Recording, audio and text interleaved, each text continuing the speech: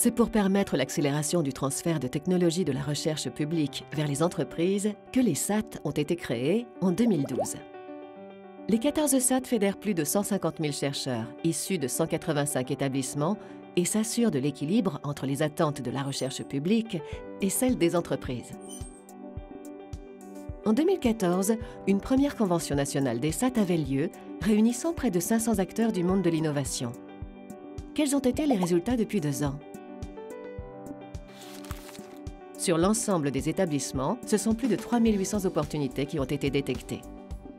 Afin de qualifier avec finesse le potentiel de valorisation de chaque invention, une étude approfondie est alors réalisée, prenant en compte à la fois le besoin marché et les caractéristiques propres à l'invention. À l'issue de ce processus, les inventions les plus prometteuses ont permis un accroissement de 2215 titres actifs de propriété intellectuelle, dont près de 900 brevets. Une fois la propriété intellectuelle sécurisée, les SAT ont investi dans plus de 541 projets à fort potentiel, puis les ont accompagnés dans leur développement grâce à l'embauche de plus de 300 docteurs et ingénieurs chaque année pour réaliser les travaux techniques sur ces projets. Nombre de projets accompagnés sont aujourd'hui arrivés à maturité. Les technologies maturées peuvent être transférées sous forme de licences d'exploitation, apportant ainsi de nouvelles briques technologiques pour l'entreprise. Ces licences sont actuellement exploitées majoritairement par des TPE et PME françaises.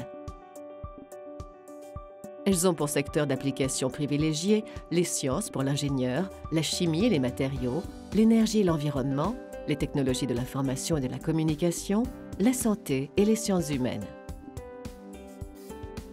Grâce à ces licences, les entreprises développent des services et des produits innovants, créant ainsi de la valeur et apportant de nouveaux revenus pour les établissements de recherche.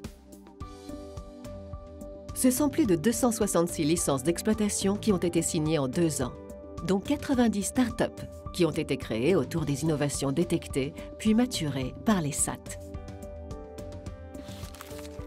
Ce que l'on peut retenir, c'est que les SAT fédèrent plus de 150 000 chercheurs.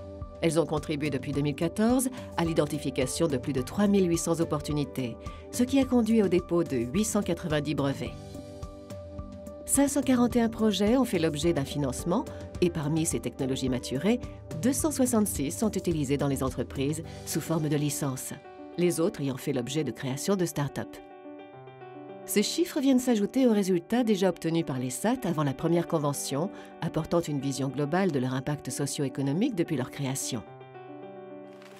Enfin, l'ambition des SAT est de transférer avec succès 3000 innovations issues de la recherche publique à des sociétés et de permettre la création de 500 entreprises à 10 ans.